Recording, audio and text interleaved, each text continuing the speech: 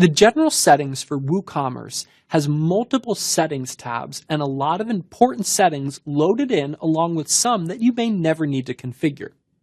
Let's take some time now to walk through the different components of the general WooCommerce settings and see what it offers us. Some of these we will look at more than other ones at the moment, and a few of them we'll devote an entire video to later on in the course. Under WooCommerce Settings, we find our first General Settings tab here. We could set what country we're located in, as well as drill down, for example, if you're in the United States. It will ask you to specify a country. You could say where you're selling to, or limit specific ones.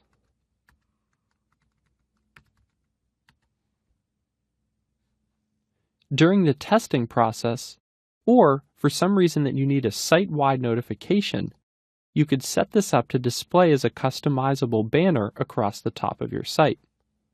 The API integration allows you to connect with WooThemes for automatic updates and things like that.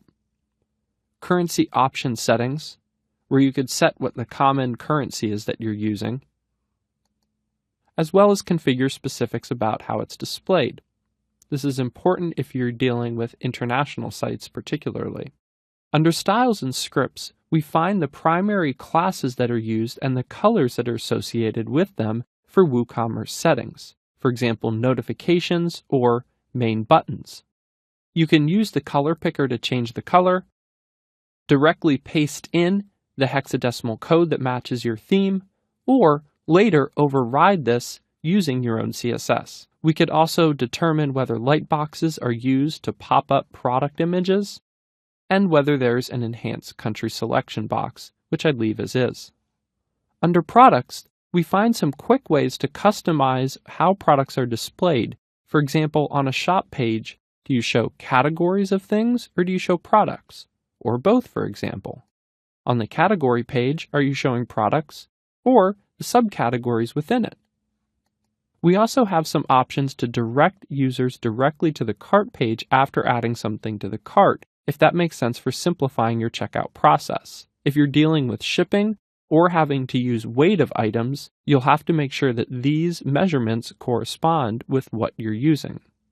Under Product Ratings, we're able to turn ratings on and off, or determine if we want people to have to have purchased that product in order to leave a review. Product image sizes we shouldn't have to worry about unless we find that we need to change the images of these to correspond better with our theme. Note that after you do this, if you already had images uploaded, you may have to use a plugin that goes back and updates those images for you to be cropped and resized correctly using these new measurements. Hard crop versus soft crop has to do with when you have a large image, does it hard crop it to that exact size, or does it resize it to fit the largest dimension? In the downloadable products section, we see that there are several different options here that are going to depend largely on what your server configurations are, but you could probably leave it to force downloads. You could also require them to be logged in order to download an item.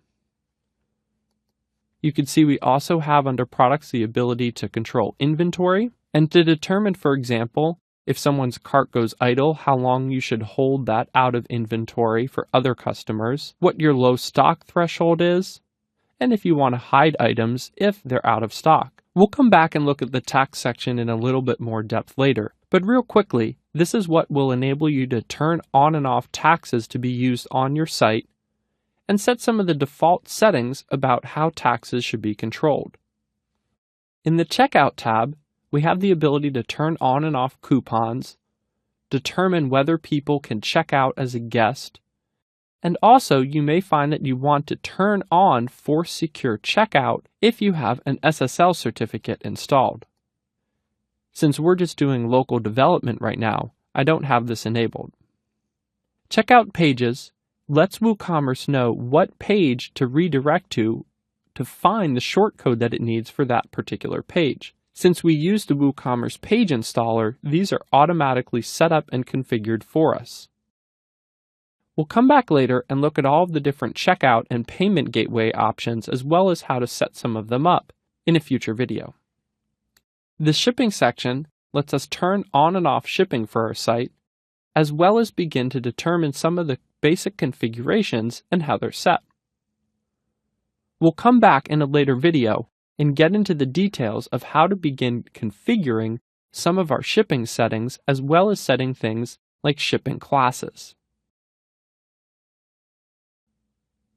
The accounts page is pretty straightforward and helps WooCommerce map what page the person's account page is on, again with the matching shortcode, URL extensions for the end of that page to determine different settings or different parts of that page or parts of their account that they can edit, as well as easily enabling whether you want somebody to be able to register on the checkout page, on the My Accounts page, or for returning customers, remind them that they could also log in to expedite their checkout process.